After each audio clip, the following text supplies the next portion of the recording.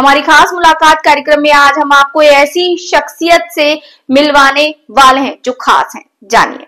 जी हाँ, जो जमीनी स्तर पर अनूपपुर जिले की हकीकत से रूबरू कराने के लिए सीपीएम पार्टी के मध्य प्रदेश स्टेट सेक्रेटरी व किसान नेता अखिलेश यादव से अनूपपुर जिले में विगत दिनों हुई बेमौसम बारिश और बेबुनियादी मुद्दों बेरोजगारी पलायन पर मध्य प्रदेश स्टेट हेड लतीफ अहमद सिद्दीकी ने की चर्चा। देखिए अनूपपुर जिले में सरकार के विकास की पोल खोलती ये तस्वीर, जहां किसान हुआ बेहाल, धान पराली का मुआवजा की आस में बैठे किसान फिर भी नहीं पहुंच रहे जिम्मेदार। मुलाकात कराएंगे और समाज में बेरोजगारी मुद्दों को लेकर के हम उनसे चर्चा भी करेंगे। पहले चलते हैं उनके पास, जानते हैं उनका पूरा परिचय और उन्हीं से करते हैं पूरे सवाल।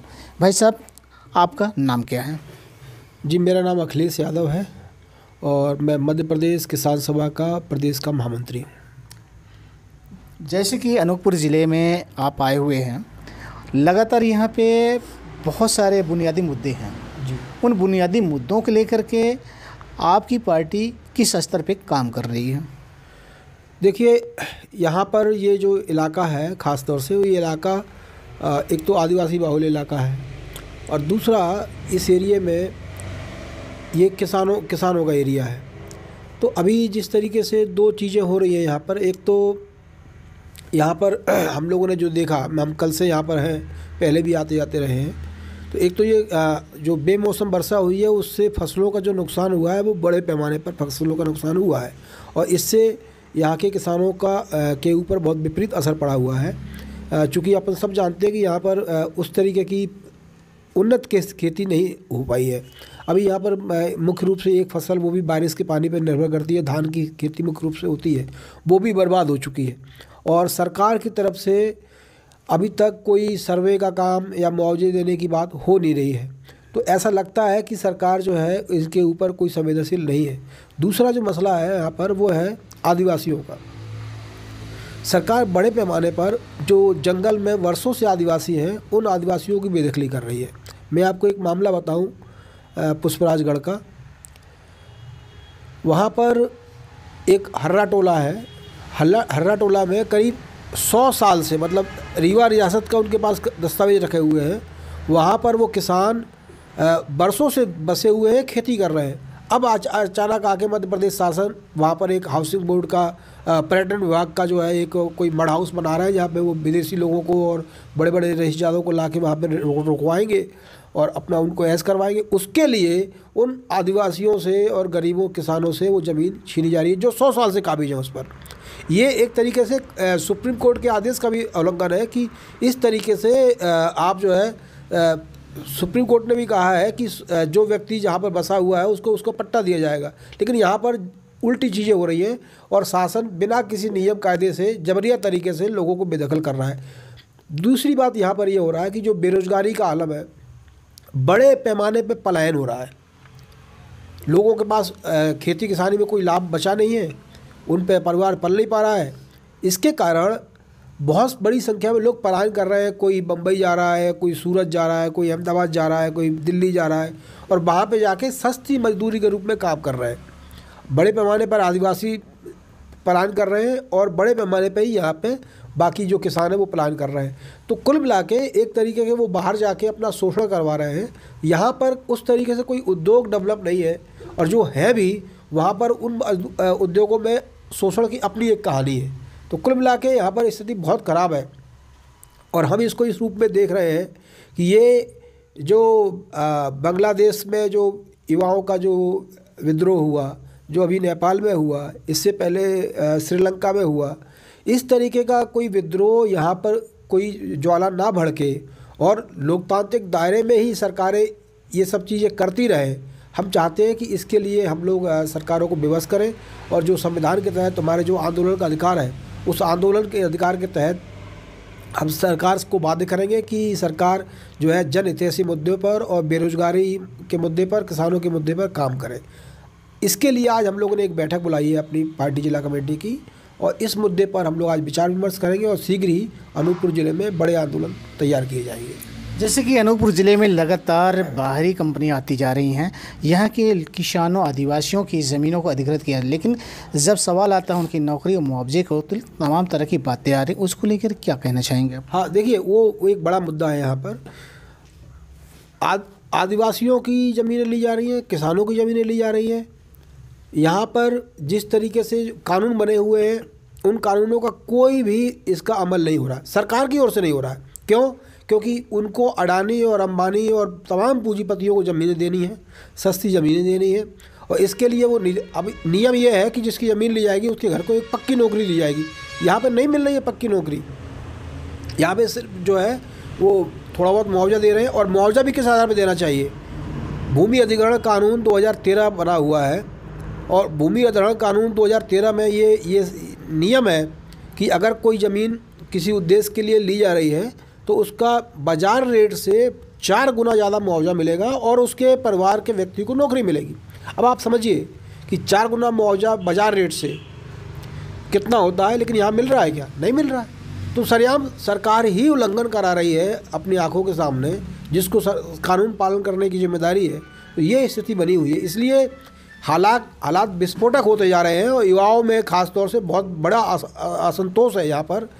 और असंतोष को हम लोगों की जो आशंका है कि मैंने आपको बताया उस जैसा ना हो, इसलिए हम चाहते हैं कि लोकतांत्रिक तरीके से युवा जो है लामबंद हो, वो संगठित हों, और उनको सरकार के खिलाफ जो जन विरोधी नीतियाँ उसके खिलाफ सड़कों पे उतारा जाएगा।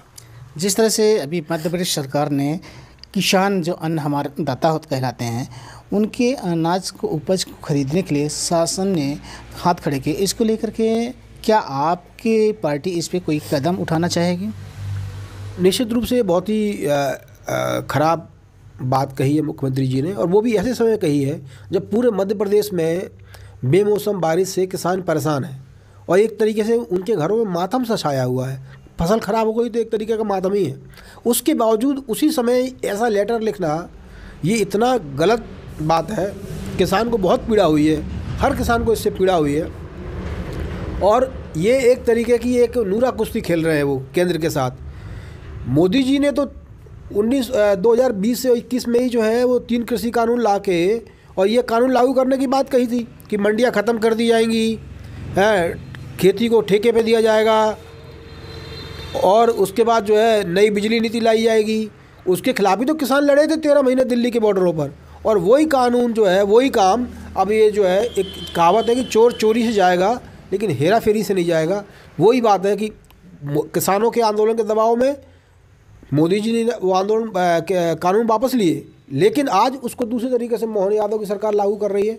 वो हम उसको गलत मानते हैं, और हम ये कहना चाहते हैं कि तत्काल किसानों के जो एमएसपी है और एमएसपी की जो गणना होनी चाहिए वो स्वामीनाथन आयोग के जो सिफारिशें हैं उस सिफारिशों के आधार पर C2 + 50% के आधार पर होना चाहिए। यहाँ पर C2 + 50% नहीं हो रहा है, यहाँ पर FL + 50% हो रहा है, जिसका कोई औचित्य नहीं है। स्वामीनाथन आयोग की सिफारिशें हैं, उसके आधार पर अगर न्यूनतम वेतन का फार्मूला, न्यूनतम MSP का फार्मूला अगर घोषित किया जाएगा तो ही किसान बच पाएगा, वरना किसान बर्बाद हो ही जाएगा। और ये सरकार किसानों को बर्बाद करने में तुली हुई है।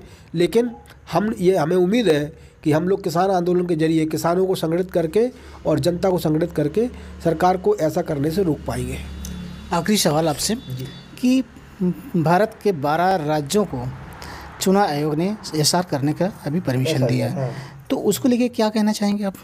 देखिए, अब ये सरकार पता नहीं क्या कुछ नया करने जाती है, और पिछले कुछ का पहले वो नोटबंदी लेके आई और तमाम सारे फ़ायदे गिनाए गए।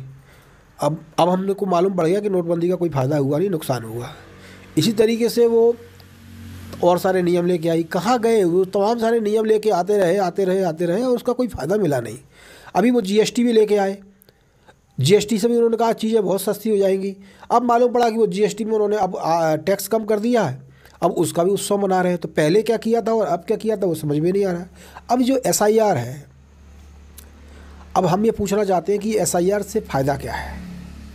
ये एक तरीके से, जिस तरीके से आप SIR कर रहे हो, ये SIR महिलाओं को और अल्पसंख्यकों को ख़ास तौर से ये बड़े पैमाने पर बेदखल करने वाला है। ये SIR के नाम पर ये बड़ी संख्या में जो इनको मालूम है कि कहाँ कहाँ कौन कौन से वोटर हैं, और उस आधार पे ये बड़ी संख्या में जो BJP के खिलाफ वोट करने वाले लोग हैं उनको बेदखल करने की कोशिश है। हम ये कह रहे हैं कि SIR की ज़रूरत नहीं है।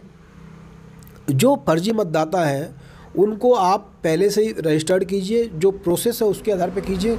ये अलग से SIR चला के, और उसमें अभी आप लोगों ने ये कह दिया कि सुप्रीम कोर्ट ने भी कहा कि आधार को मान्य करना पड़ेगा, लेकिन अभी वो कह रहे हैं कि नहीं आधार नहीं, और भी तमाम सारे दस्तावेज लेके आओ। उन्होंने 14-15 दस्तावेज बताए हैं, उन दस्तावेजों को लेके आना पड़ेगा तो हम मान्य करेंगे।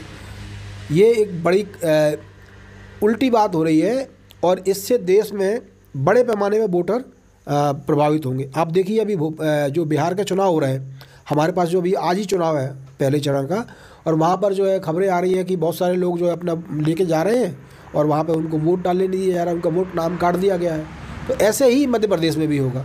जहाँ जहाँ चुनाव होने वाले हैं पिछले आने वाले 2 और 2.5 सालों में, वहाँ ये पूरी प्रक्रिया करके BJP अपने लिए एक जीत का एक पुख्ता रास्ता तैयार करना चाहती है। लेकिन हम वही बात कहना चाहते हैं कि देखो भाई, आप चुनाव में भले ही वो बात कर रहे हो, लेकिन मैंने जिन देशों के नाम लिए, लंका, बांग्लादेश और नेपाल, यहाँ पर जनता ने विवश कर दिया वहाँ की राजाओं को और तानाशाहों को भगने के लिए। मोदी जी और BJP सरकार के साथ ऐसा ना हो, हम तो समझाइश दे रहे हैं सरकार को कि भाई लोकतंत्र बना रहे इस देश के अंदर, ऐसे आप हालात बना के रखिए, तानाशाही मत दिखाइए। तानाशाही किसी की नहीं चली दुनिया में, सबको जनता ने सबक सिखाया है। आपके साथ ऐसी नौबत नहीं आए, इसलिए हम चाहते हैं कि इस तरीके की जो तानाशाहीपूर्ण कार्रवाई है, चाहे वो नागरिकता का रजिस्टर वाला मामला हो, चाहे SIR वाला मामला हो, चाहे इसी तरीके से दूसरे मामले हों, ये सब मामले जो है इसका कोई मतलब नहीं है। जनता को मुख्य मुद्दों से, रोज़गार से, महंगाई से, गरीबी से ध्यान भटकाने का मामला है। तो हम ये चाहते हैं कि ऐसे मुद्दे नहीं आने चाहिए और मुख्य मुद्दों पर बात होनी चाहिए देश के अंदर। ये हमारा इसमें कहना है। ये थे मेरे साथ अखिलेश जी, जिन्होंने अपनी बात हमारे चैनल के माध्यम से रखा। आज के हमारे इस कार्यक्रम में इतना ही, फिर ऐसी ही शख्सियत के साथ मुलाकात करेंगे। तब तक अपने दोस्त लतीफ़ अहमद सिद्दीकी को दीजिए इजाज़त। नमस्कार।